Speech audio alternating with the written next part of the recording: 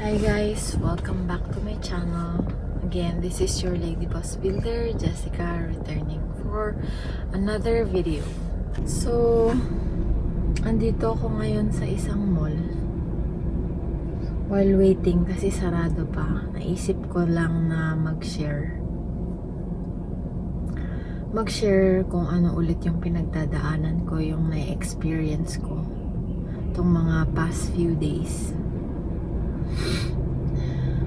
Well, itong mga nakaraang araw, by the way, time check, it's 9 a.m.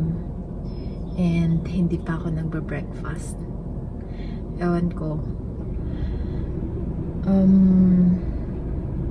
Every time na, kasi meron diba sa iba-iba tayong mga klase ng mga tao, and meron tayong mga kanya-kanyang coping mechanism natin sa mga bagay-bagay. Meron yung mga nagsistress eating kapag nasistress sila. And di ko naman sinasabi na nasistress ako Meron lang ako mga, siguro dahil malapit na yung Team Payaman Fair. And as you guys all know, ito yung first na sinalihan ko na exhibit or fair, kaya medyo marami akong naiisip lately. Para ako na-overwhelm. Pero ako, katulad nga ng sabi ko kanina, kapag ganito na marami akong naiisip, hindi ako masyadong nagkakakain. Feeling ko, ewan ko, kailangan ko ng energy, pero yung pagkain, parang feeling ko mas lalo akong nag-e-exert ng energy kapag marami akong kinakain.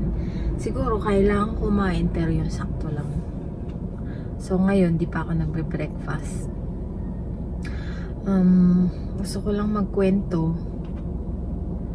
Lately, marami akong naiisip sa preparation, ganyan.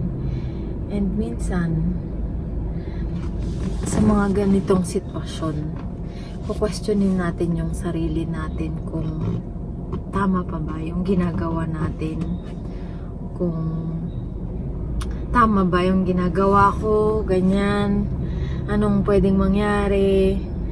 Pero as much as possible, winawala ko yung isip ko doon.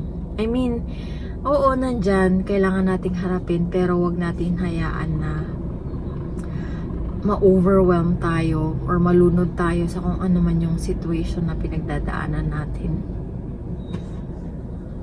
So yun guys, tapos wala pa akong ibang mapagsabihan, kaya ngayon sinasabi ko to sa inyo. Kasi kapag nagnenegosyo ka, usually, lalo na kapag nagsa-start ka, wala ka naman talagang ibang aasahan kundi yung sarili mo. Unless meron ka ng sariling team. I mean, kahit may sarili kang team, yung mga decision making, sa'yo pa rin yun. Kasi nga, ikaw nga yung boss, ikaw nga yung nag-start ng company. So, minsan, may isip natin na mahirap, pero kailangan tatagan lang natin yung sarili natin. Katulad ng ginagawa ko ngayon. Minsan kapag sobrang pagod ko na, nagpapahinga talaga ako, at tapos nagpo-pause ako. Inisip ko, kailangan ko munang i-gather yung self ko, yung thoughts ko, para makapag-move forward ulit. Tapos, oo, dahil sa mundo na to, mag-isa lang tayo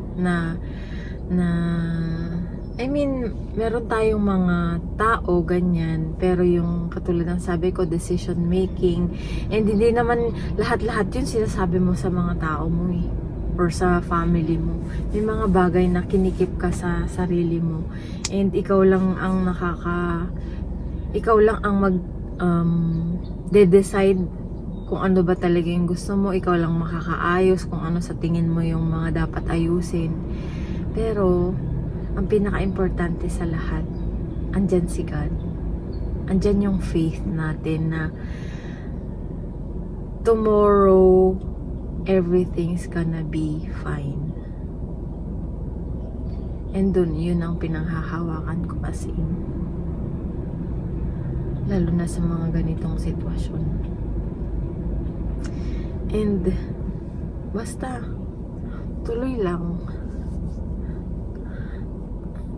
Tuloy lang na ipakita mo kung sino ka. Ipakita mo kung ano yung talagang nasa puso mo. And yun yung ginagawa ko ngayon. And